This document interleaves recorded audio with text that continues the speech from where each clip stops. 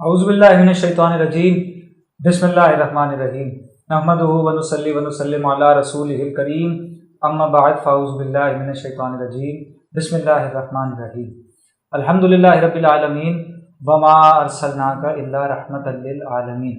ایک دفعہ پھر خوش آمدید، میں آپ کا میزبان محمد بلال شہزاد ایک بار آپ کی خدمت میں پھر سے حاضر ہوں شخصیات کے ساتھ۔ انشاءاللہ ہم منقبت کا نذرانہ بھی عمر بھائی پیش کریں گے، اور اس کے علاوہ ہمارے ساتھ فیضان شریف نقشبندی صاحب بھی موجود ہیں جو کہ محرم الحرام کے خاص مہینے کے حوالے سے گفتگو فرمائیں گے۔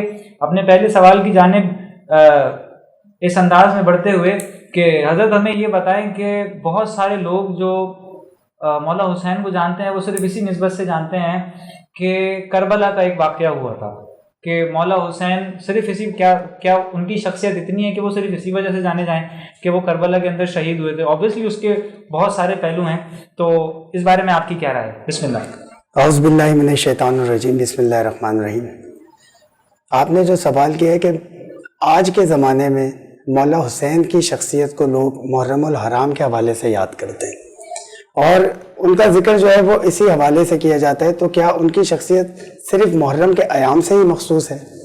تو میں آپ کے پروگرام کی وساطت سے یہ لوگوں کو بتانا چاہتا ہوں کہ مولا حسین وہ ہستی ہیں کہ جن کے لیے نبی کریم صلی اللہ علیہ وسلم نے اپنے سجدوں کو طول دیا تھا جی، ٹھیک ہے، اور انہوں نے اللہ سے یہ عرض کی تھی کہ یا اللہ میں حسین سے محبت کرتا ہوں، آپ بھی حسین سے محبت فرمائیں، اور جو حسین سے محبت کرتا ہے میں اس سے محبت کرتا ہوں، سبحان اللہ، ٹھیک ہے۔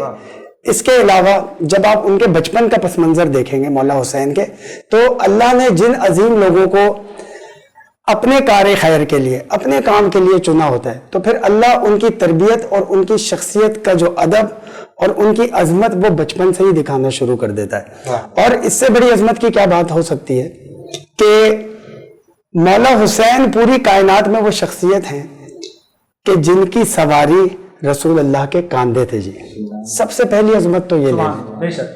اور پھر ان کی شخصیت میں بچپن سے ہی وہ سارے جو خصوصیات تھی وہ ان کی شخصیت سے عیاں ہونا شروع ہو گئی تھی، اور صحابہ کرام اور جتنے بھی اس وقت لوگ وہاں پر موجود تھے آپ صلی اللہ علیہ وسلم کے اصحاب میں، تو وہ یہ جانتے تھے کہ اللہ نے ان کو کسی خاص کام کے لیے چن رکھا ہے، کیونکہ یہ لوگوں کے سامنے ہی تھی سب سے پہلی بات کہ وہ مولا علی شیر خدا کے بیٹے، بے شک، سبحان اللہ، اور سیدہ فاطمہ الزہرا کے بیٹے۔ آپ دیکھیں کہ جن کے والدین ہی اتنے عظیم ہوں اور اتنے معتبر ہوں تو ان کی اولاد کا کیا، ان کی شان کیا ہوگی۔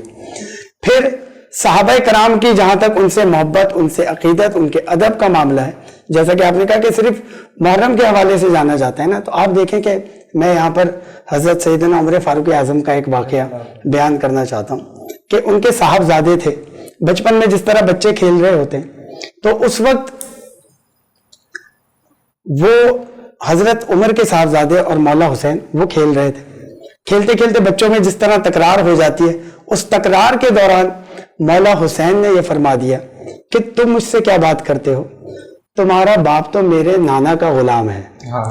تو ظاہر ہے بچوں میں جب یہ تکرار ہوتی ہے تو ان میں تھوڑا طیش بھی آ جاتا ہے، تھے تو سامنے بھی حضرت عمر کے ہی بیٹے، ان کو بھی طیش آ گیا، وہ دوڑے دوڑے گئے اور دربار خلافت میں جا کر عرض کی کہ بابا جان حسین نے اس طرح کہا ہے کہ تمہارا باپ میرے نانا کا غلام ہے، تو آپ نے فرمایا کہ کیا تم نے اپنے کانوں سے سنا؟ تو انہوں نے کہا انہوں نے مجھے ہی کہا کہ تمہارا باپ میرے نانا کا غلام، تو آپ نے فرمایا کہ حسین کو بلایا جائے۔ اب سیدنا عمر فاروق اعظم کے مزاج سے کیونکہ سارے ہی واقف ہیں تو تمام صحابہ کو بھی تشویش ہو گئی، لوگوں کو جیسے جیسے پتہ لگا ہجوم لگنا شروع ہو گیا۔ یہاں بتانے کا مقصد یہ ہے کہ حضرت عمر فاروق اعظم جیسے جلیل القدر صحابی کہ جن کے بارے میں رسول اللہ فرما رہے ہیں کہ اگر میرے بعد کوئی نبی ہوتے تو عمر ہوتے، ٹھیک ہے، اے عمر تمہیں دیکھ کر شیطان اپنا راستہ تبدیل کر لیتا ہے، اتنی بڑی عظمت والے اور فضیلت والے صحابی، تو ان کے مولا حسین کے بارے میں کیا جذبات تھے اور کیا محبت تھی۔ انہوں نے کہا حسین کو بلایا جائے، اور اندر گئے، اپنا خرقہ خلافت اتار دیا اور سارے صحابہ وہاں پر جمع ہو گئے۔ مولا حسین کو جب بلایا گیا تو حضرت عمر صحن میں کھڑے تھے اور مولا حسین ان کی آنکھوں میں آنکھیں ڈال کر کھڑے تھے، کیونکہ पितर उनके कौन जी? शेर खुदा। नाना उनके कौन जी? हबीब खुदा। तो सामने हजरत उमर हैं और हजरत हुसैन खड़े। हजरत उमर ने उनसे पूछा कि हुसैन, आपने क्या ये कहा है मेरे बेटे से कि तुम्हारा बाप मेरे नाना का गुलाम है? तो आपने उनकी आंखों में आंखें डालकर कहा, हाँ जी मैंने ये कहा है। आप घुटनों के बल बैठ गए। हजरत उमर फारूक आजम खलीफा दोयम, आपने फिर कहा कि क्या हुसैन आपने ये कहा है मेरे बेटे से कि तुम्हारा बाप मेरे नाना का गुलाम? तो आपने फरमाया कि हाँ मैंने कहा है। आपने तीसरी बार कहा कि हुसैन, क्या आपने ये कहा है कि मैं आपके नाना का गुलाम हूं? आपने फरमाया मैंने बिल्कुल यही कहा है कि आप मेरे नाना का गुलाम। तो आपने अपनी मुट्ठी खोली, उसमें एक कागज था। चूंकि सैयदना उमर फारूक आजम कुरैश के 17 पढ़े लिखे लोगों में सबसे ज्यादा टॉप के पढ़े लिखे लोगों में से थे, तो उस पर उन्होंने ये लिख कर रखा था हजरत हुसैन का जुमला कि उमर हुसैन के नाना का गुलाम है। वहां पर जितने साहबा मौजूद थे उनसे उन्होंने कहा कि ए सारे साहबियों, तुम गवाह हो जाओ कि हुसैन ने आज कहा है कि उमर उनके नाना का गुलाम है। जब मैं इस दुनिया से रुखसत हो जाऊं तो हुसैन आप इस पर अपनी मोहर सब्त कर दें और ये रुका मेरे साथ कब्र में दफन कर देना। मुझे कसम है उस जात की जिसके कब्जे कुदरत में मेरी जान है। जब मुझे वो रोजे क़यामत उठाएगा तो मैं ये पर्चा उसके सामने कर दूंगा कि या अल्लाह देख, हुसैन ने कहा था कि मैं उसके नाना का गुलाम हूं। तो मौला हुसैन की जात सिर्फ करबला से या करबल से मखसूस नहीं है, बल्कि उनको अल्लाह ने जो फजीलत और जो शान अता की उसका एतराफ तमाम सहाबा ने, और वो निशानियां बचपन से उनमें जाहिर होना शुरू हुई थी। सुभान अल्लाह, क्या बात है, कितनी खूबसूरत बात की तरफ तवज्जो दिलाई हजरत ने। अच्छा हजरत, अगला सवाल थोड़ा सा ऐसे है कि वाक़या करबला, तो क्या ये एक वाक़या था या लोगों के जहन में एक सवाल आता है कि जंग करबला क्या सिर्फ ये एक जंग थी? तो एक दो सवाल मैं आपसे पूछता चलूं कि नंबर 1 ये कि इसकी वजह क्या थी, और नंबर 2 ये कि क्या ये जंग थी या ये कोई मार्का था या ये कोई बैटल थी? बिस्मिल्लाह। अच्छा, इसमें मैं आपने जो सेकंड सवाल पूछा है वो पहला होना चाहिए, ठीक है ना? मैं आपको उसका बिलतरतीब जवाब देता हूँ कि सबसे पहले तो ये जानना कि जंग क्या होती है, ठीक है? आज हम सोशल मीडिया पे मुख्तलिफ ज़राए से हम ये देख रहे होते हैं कि लोगों के जहन में ये कॉन्सेप्ट आ चुका है और ये डाला भी जा रहा है कि वाक़या करबला एक जंग थी। अब आप ये देखें कि जंग, सबसे पहले तो आज हम इतने जदीद दौर में हमें पता है कि जंग का मकसद क्या होता है। कोई इक़्तिदार हासिल करना, ठीक है, कोई मर्तबा हासिल करना, किसी को हरा देना, ठीक है, और फिर जंग के उसूल क्या होते हैं कि उसके लिए, हाँ बिल्कुल, काबिज हो जाना, कोई जगह हासिल कर लेना। और फिर उसके उसूल क्या होते हैं कि जब कोई किसी से जंग करने जाता है तो जनाब अली वो पूरी फौज लेकर जाता है, सबसे तवाना और सबसे जवान और सबसे ताकतवर लोगों को लेकर वहां पर जाता है। लेकिन अगर वाकई करबला का पस मंजर देखेंगे तो वहां पर तो अली असगर थे, अली अकबर थे, बीबियां थी, सारे, कोई भी एक ऐसा बंदा नहीं था कि जो फौजी रूल के हिसाब से, आर्मी रूल के हिसाब से फिट फौजी हो, सिवाय हजरत मौला अब्बास अलमदार के। ठीक है जी। तो सबसे पहले तो ये कॉन्सेप्ट अपने ज़हन से निकाल दें कि जंग किसी उसूल के मुताबिक भी जंग नहीं थी और किसी तरीके के मुताबिक भी जंग नहीं थी, क्योंकि ना तो इसमें फौज थी। जंग दो फौजों के दरमियान होती है, दो बराबर के हरीफों के दरमियान होती है, ठीक है ना जनाब। लेकिन यहां पर तो बच्चियां थी, छोटे बच्चे थे, घर के लोग थे और मौला हुसैन थे। ये तो मैं इसको जंग नहीं कहूंगा, मैं इसको वाकया भी नहीं कहूंगा, ये तो अल्लाह की लिखी हुई एक ऐसी तकदीर थी जिसने दुनिया को इस्लाम की रोशनी से रोशनास करवाना था।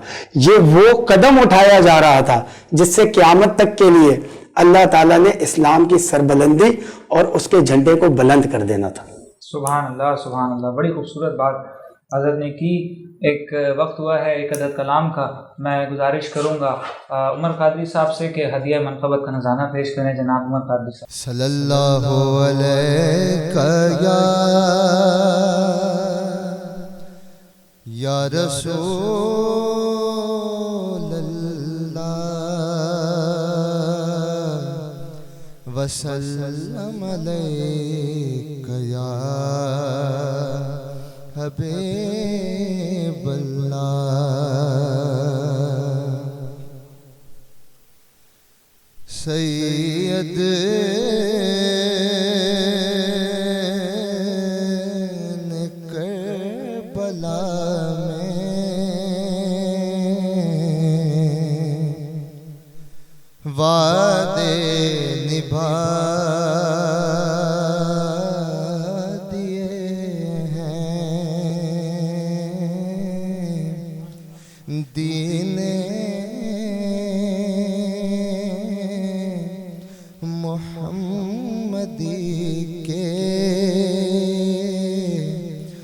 گلشن کھلا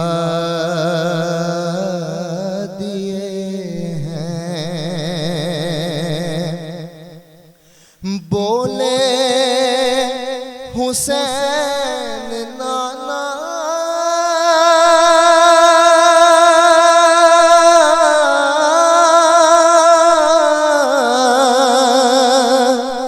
تیری رضا کے خاطر، تیری رضا کے خاطر ایک ایک کر کے میں نے ہیرے لٹا دیے ہیں، ایک ایک کر کے میں نے ہیرے لٹا دیے ہیں، بخشش ہے اس کی لازم،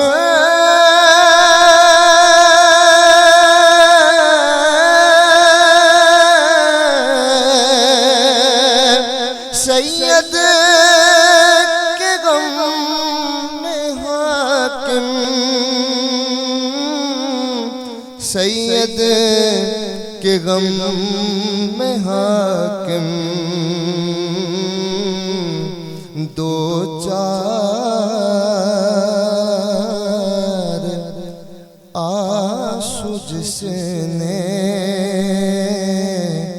رو کر بہا دیے ہیں، دو چار آنسو جس نے رو کر بہا دیے ہیں، دین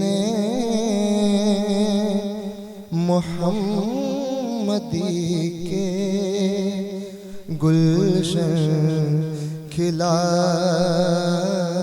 دیے ہیں۔ اب یہ تھے عمر قادری جو کہ انتہائی خوبصورت انداز میں ہدیہ منقبت کا نذرانہ پیش کر رہے تھے۔ انہی اشعار کے ساتھ اپنے اس پروگرام کا اختتام کرتا ہوں کہ میرا حسین باغ نبوت کا پھول ہے، حیدر کی اس میں جان ہے، خون بطول ہے، دنیا میں اور کون ہے شبیر کے سوا، ایسا سوار جس کی سواری رسول ہیں، اور جس کے لیے یزید نے کیے اتنے ستم، جس کے لیے یزید نے کیے اتنے ستم، وہ تاج تو میرے حسین کے قدموں کی دھول ہے، وہ تاج تو میرے حسین کے قدموں کی دھول ہے۔ وما علینا الا البلاغ المبین۔ السلام علیکم ورحمۃ اللہ وبرکاتہ۔